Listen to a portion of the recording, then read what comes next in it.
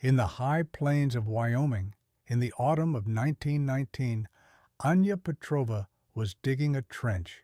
It wasn't a small trench.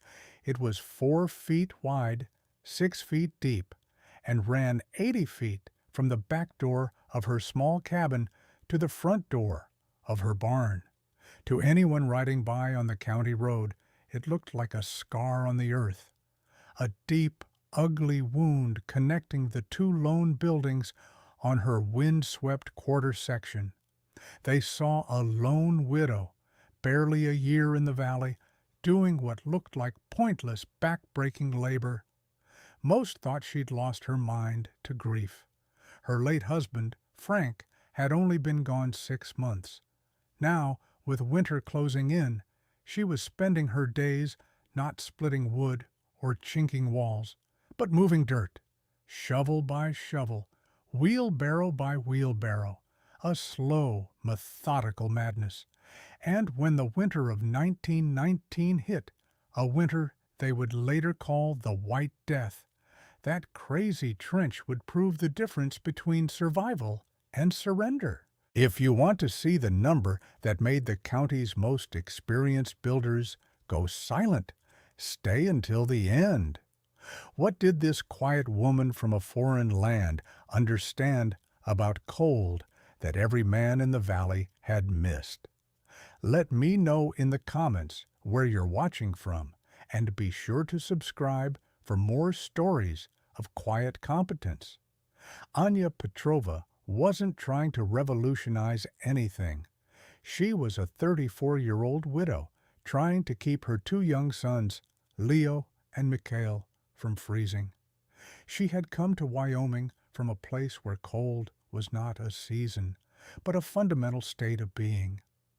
A village near Yakutsk in Siberia, where the ground is frozen solid 1,000 feet deep and winter temperatures of -50 are not a disaster. They are simply Tuesday. Her expertise wasn't learned from a book. It was etched into her bones.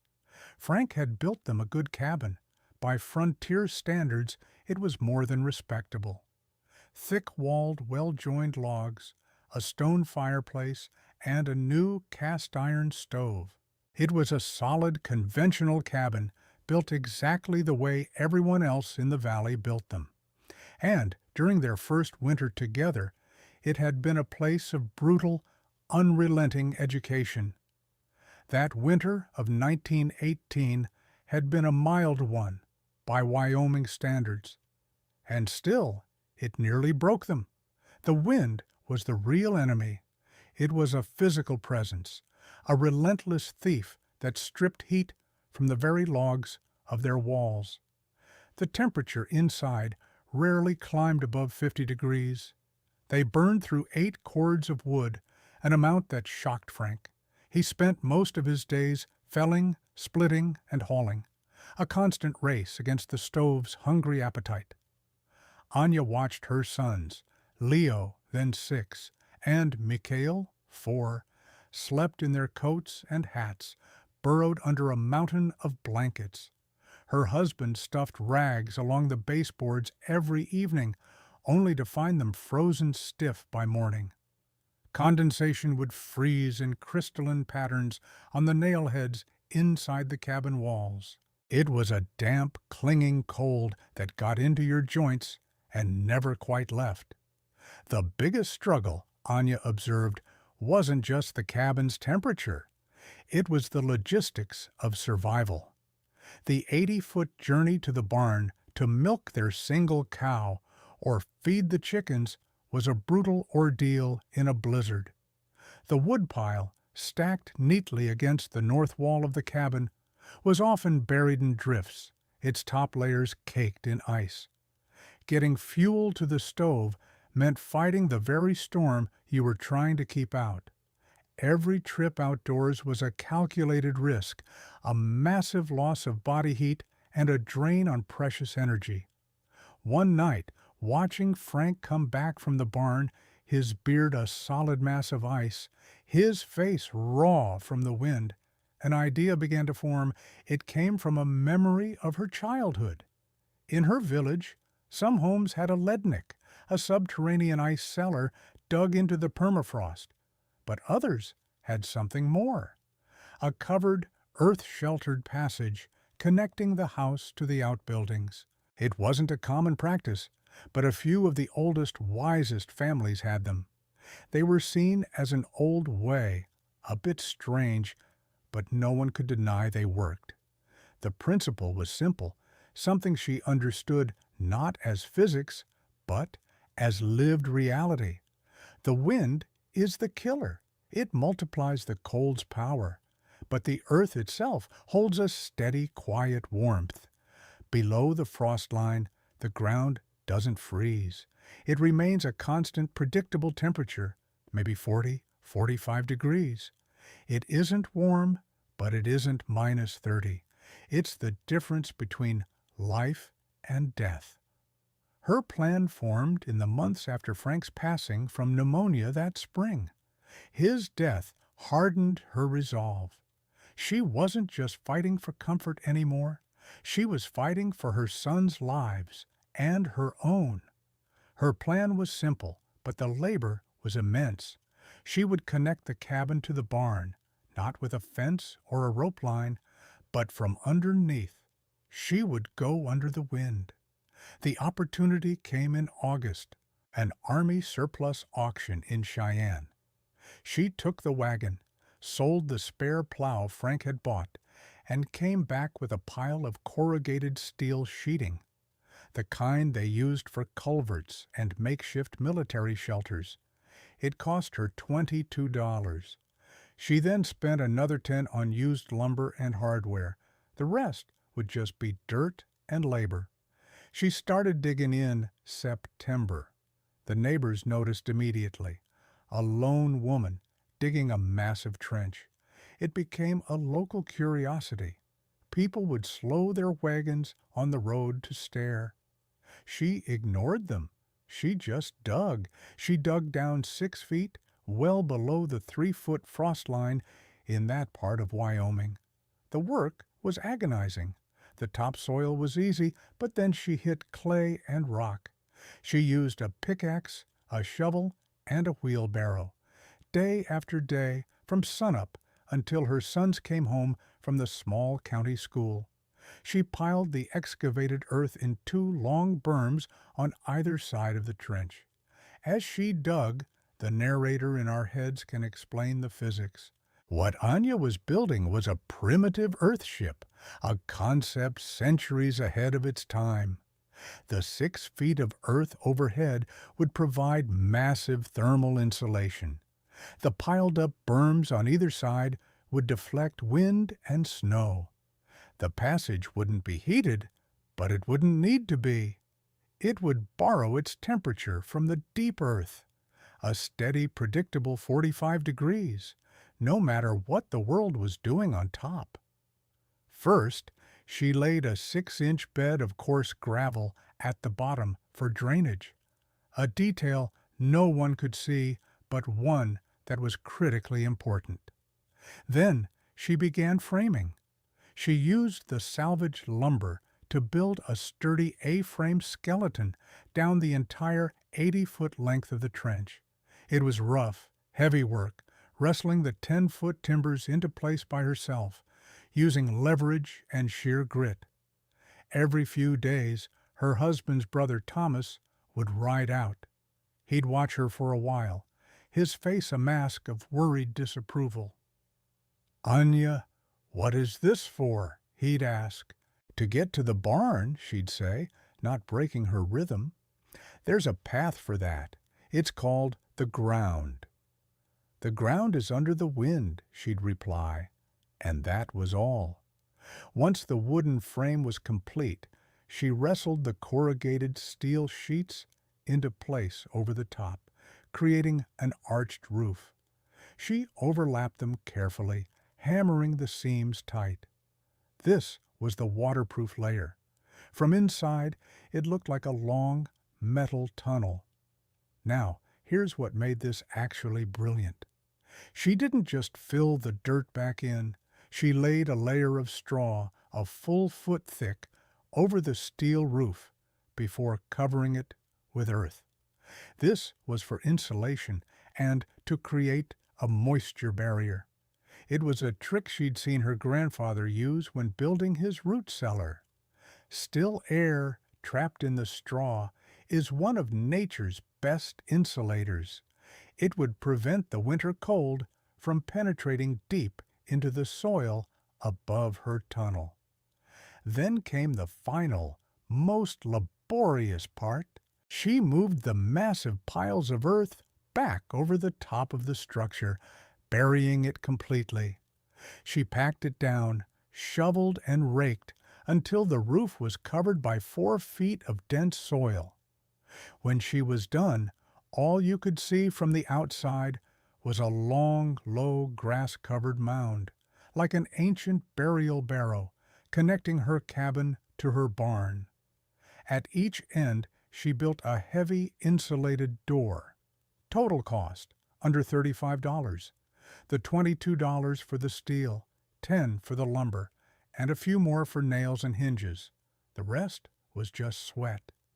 And the ridicule started before the first snow. When neighbors saw it, they didn't see engineering. They saw insanity. They saw a woman digging a ditch for no reason. They called it Anya's Folly or the Widow's Trench. Silas Blackwood was the first to confront her directly. Blackwood ran the sawmill and had built half the cabins in the valley, including hers. He was a man whose professional identity was tied to conventional wisdom. He saw her creation not just as strange, but as a direct challenge to his expertise. He stopped by one afternoon in late October, his posture stiff with authority. He walked around the long mound, kicking at the dirt. "Ma'am," he began, not unkindly, "I don't mean to pry, but I have to warn you. This thing is a danger." Anya stood by her back door, wiping her hands on her apron. "How so, Mr. Blackwood?" "Drainage," he said, pointing a thick finger. "Come the spring melt, all the water from this slope is going to pour down into that trench. It'll pool against your foundation. It'll rot your sill logs in 5 years. Same for the barn. You've built yourself a moat that will destroy both your buildings." He paused, letting the expert diagnosis sink in. "And that's if it doesn't collapse on you first. The weight of the snow on that dirt. I wouldn't want to be inside." Anya's response was quiet. "The bottom is gravel. Water will go down, not sideways." Blackwood just shook his head, a look of pity on his face. "It's your property, but I'm telling you, you've made a terrible mistake." He walked away without another word. The public mockery was less polite. It happened at the general store in town. A ranch hand named Jed, a man known for his cruel humor, was holding court by the stove. "Heard the Petrova widow is digging her own grave," he said, loud enough for the whole store to hear. "Saves the rest of us the trouble when that blizzard hits. She'll be the first one to go." The men around the stove chuckled. The gossip network was relentless. Whispers at the church social. Women in the quilting circle asking her late husband's sister-in-law if Anya was feeling all right. Men at the trading post taking bets on how long it would take for the trench roof to cave in. Wagons would make a point to ride past her property, the occupants staring at the strange green mound as if it were a circus attraction. Her sons felt it at school. The other children, repeating what they heard from their parents, called them trench diggers and mole boys. Leo came home one day with a split lip, refusing to say what happened. The pressure came to her through her sister-in-law, Martha, Thomas's wife. Martha cornered her after church one Sunday. "Anya, people are worried," she said, her voice a low murmur of concern. "They think you're not well. They see you out there all day digging. It's not natural for a woman, especially a widow." The conversation went quiet as other women from the congregation walked past, their eyes filled with a mixture of pity and judgment. Then came the official visit. Mr. Albright, the county extension agent. He was a man who lived by government pamphlets and agricultural bulletins. He arrived with a clipboard and a serious expression. He inspected the mound, paced its length, and took notes. "Mrs. Petrova," he said, clearing his throat, "I've had some concerns reported. This construction method, it isn't in any manual I've ever seen. It's not a root cellar, it's not a storm shelter. I have to advise you, for the safety of your children, that this is an unproven technique. We can't endorse it." Anya just nodded. "I am not asking you to, Mr. Albright." But the cut that went deepest came from Thomas, her late husband's brother. He came over one evening, his face grim. He sat at her kitchen table, refusing a cup of coffee. "Anya," he said, his voice heavy, "we need to talk about the boys." She felt a knot of ice form in her stomach. "Martha and we're worried, but it's not just us. The whole valley is talking. They see this trench. They think you're either scared or incompetent. Maybe both. They're starting to say that this isn't a fit place for two young boys to be raised. There's talk, Anya, official talk, about finding them a more stable home." The threat was clear. He was talking about taking her children. She looked at him, her face calm, but her hands clenched tight in her lap. "I am not trying to impress anyone, Thomas. I am trying to keep my family warm." He left soon after, shaking his head. By November, not one person in the valley thought Anya Petrova had solved anything. They thought she'd built a monument to her own grief and foolishness, a death trap waiting for the first heavy snow. Stay with me, because what happened next didn't just prove Anya right. It changed how people in that valley thought about survival itself. Then December came, and it brought the kind of cold that separates theory from reality. The winter of 1919 is still recorded in Wyoming climatology archives as one of the most severe in the 20th century. It wasn't just a storm, it was a siege. A polar vortex, a term they didn't have then, sagged down from the Arctic and settled over the high plains for 6 solid weeks. The temperature drop was relentless, specific, documented. December 8th, the mercury fell to -18 degrees Fahrenheit overnight. December 12th, it hit -31. December 18th, it bottomed out at -38 degrees, with winds gusting to 50 miles per hour. The wind chill was below -80. Exposed skin would freeze in less than a minute. It snowed for 9 consecutive days. Not a gentle snow, but a horizontal, blinding blizzard that erased the horizon and buried fences. Drifts piled up 15-20 feet high.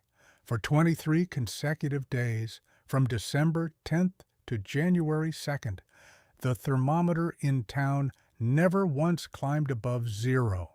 The community began to break down. The cold was a relentless, invasive force. Silas Blackwood's family, in their expertly built cabin, was burning through their massive woodpile at a terrifying rate. They were feeding the stove every 2 hours, day and night, just to keep the indoor temperature at 42 degrees. Their windows were sealed with ice an inch thick on the inside. The Colby Ranch, with its dozen ranch hands, was burning 2 full cords of wood per week. The ranch foreman reported that some of their cattle had frozen to death standing up in the fields.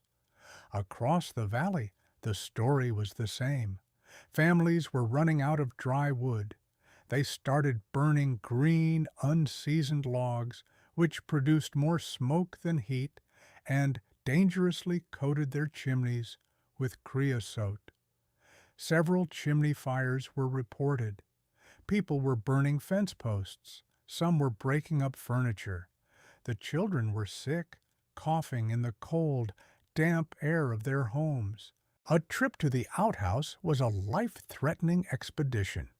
And then people started noticing the Petrova place, or rather, what they didn't see.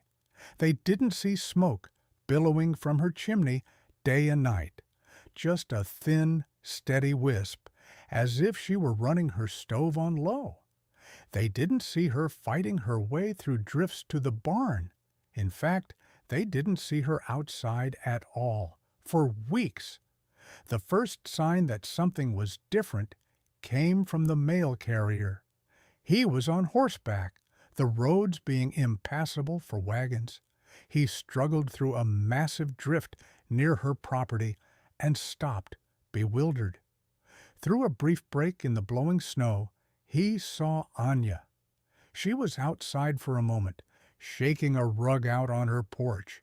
She was in her shirt sleeves, not a coat, not even a heavy sweater, just a simple wool shirt.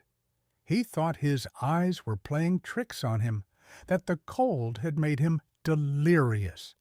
He reported it in town, but people dismissed it as a fantasy.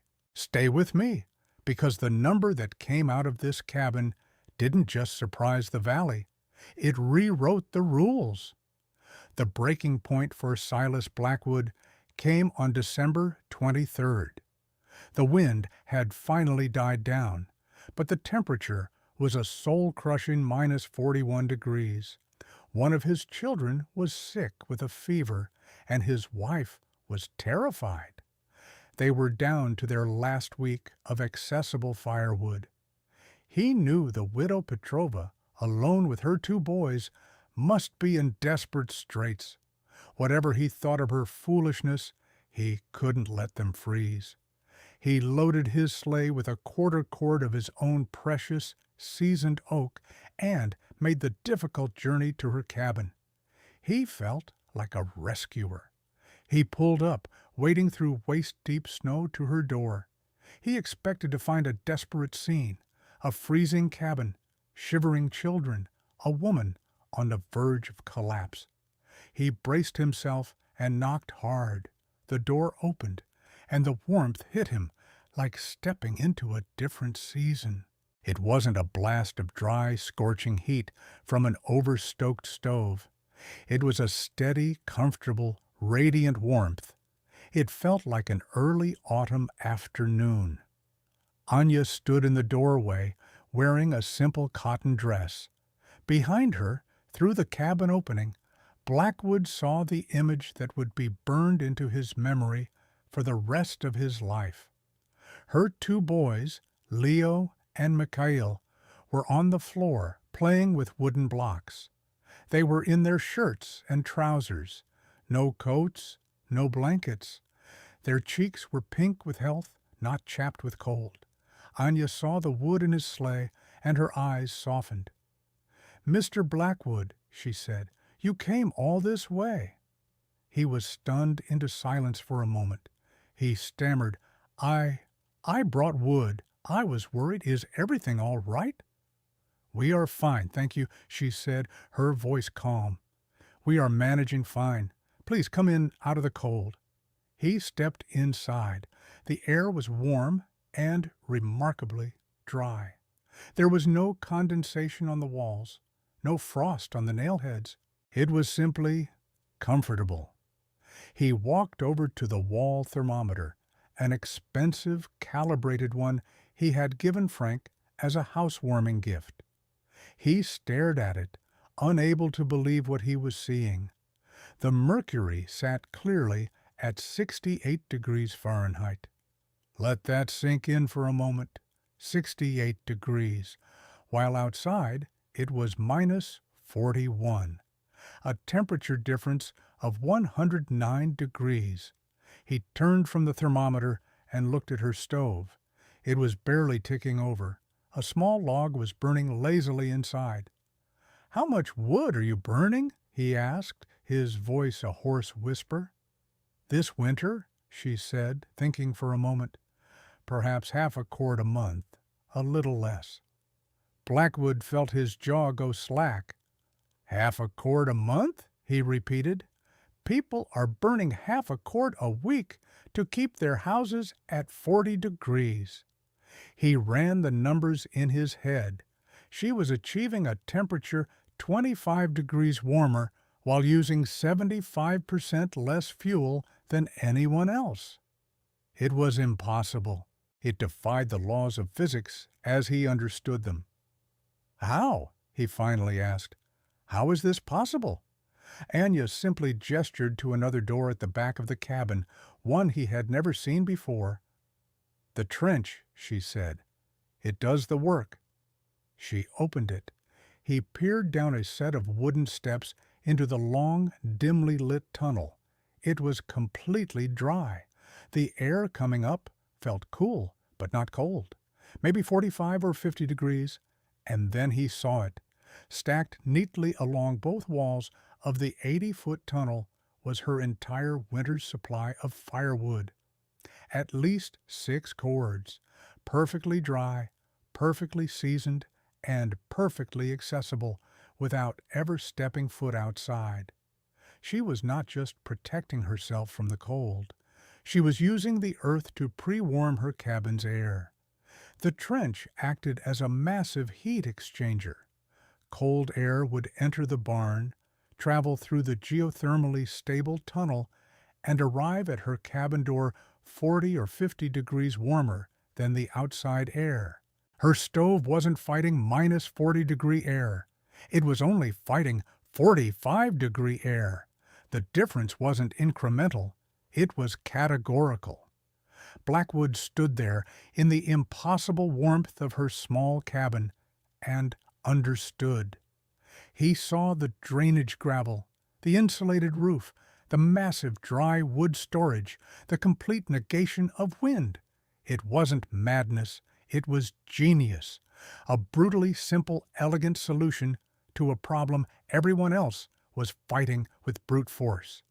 He looked from the happy, playing children to the calm woman in her cotton dress. He thought of his own shivering family. He thought of his pronouncements about drainage and collapse.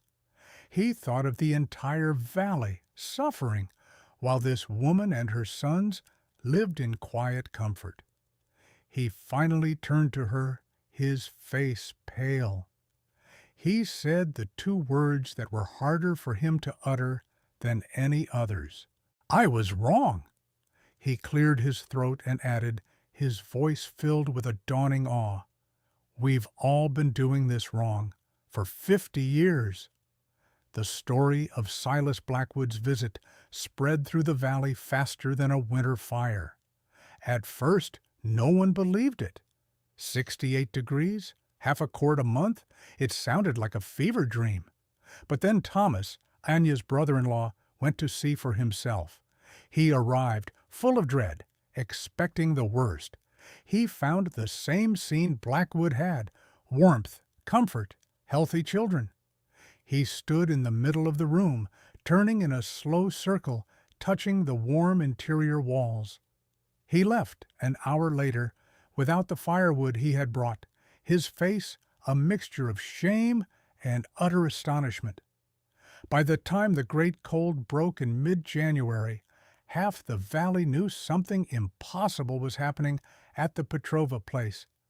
The first convert was their closest neighbor, a practical farmer named Ben Carter. His wife had been sick all winter, and they had nearly frozen twice when their chimney iced over. In the spring, he came to Anya, hat in hand. He didn't ask for forgiveness for his part in the gossip. He just asked, "Mrs. Petrova, could you show me how you did it?" She spent a day with him explaining the principles: the gravel for drainage, the A-frame for strength, the straw for insulation. Ben built a smaller, simpler version, just a 30-foot passage from his kitchen to his woodshed. The following winter, which was a normal cold Wyoming winter, his fuel consumption dropped by 60%. His wife's health improved dramatically. The system worked. Word of Ben Carter's success was the final proof. That summer, the sound of digging could be heard all across the valley. 7 families built passages that year, 12 more the following summer. They became known as Petrova Passages, or Siberian Tunnels. Each one was slightly different, adapted to the local terrain, but the core principles were the same. Go under the wind, use the earth. Mr. Albright, the extension agent, returned in the fall of 1921. This time, he didn't bring a clipboard of warnings. He brought calibrated thermometers and a notepad. He spent 2 days with Anya, meticulously measuring the temperature differential, calculating the heat loss of a standard cabin versus hers, and documenting her fuel consumption logs. Anya, it turned out, had kept meticulous records: daily temperatures inside and out, how many logs she used each day. This wasn't luck. It was data. A year later, the University of Wyoming Agricultural Extension Service published a bulletin titled Subterranean Passageways for Thermal Efficiency in High Plains Homesteads. It was filled with charts, diagrams, and temperature readings. It never mentioned Anya Petrova by name, only referring to a novel construction method observed in Johnson County, but everyone in the valley knew. The bulletin was spread across 3 states, and the design was adapted by homesteaders in Montana, the Dakotas, and even parts of Canada. What Anya Petrova had built in 1919 anticipated by nearly a century what modern building scientists would rediscover and call earth-sheltered construction and passive geothermal exchange. She never patented it. She never charged anyone for the knowledge. When a reporter from a Cheyenne newspaper came to interview her years later, she was reluctant to speak about it. "This is not new," she told him, gesturing to the earth. "It is just correct. The ground knows how to stay warm. We only have to listen." The mound is still there today, though the cabin and barn are long gone. It's a gentle, grass-covered ridge in the middle of an open field, the only sign that someone once lived there. Someone who faced down grief, ridicule, and a brutal climate not with stubbornness, but with quiet, observational intelligence. The frontier didn't reward tradition for tradition's sake. It rewarded what worked, and Anya's trench worked in a way that no one could deny. It turned a place of brutal survival into a place of simple, dignified comfort. Drop a comment. Where are you watching from? What's the coldest winter you've ever faced? Subscribe for one proven frontier technique every week. This video presents historically inspired reconstructions of frontier engineering. The characters and names are fictional, but the techniques are based on real historical practices of earth sheltering and passive thermal design used by settlers in harsh climates.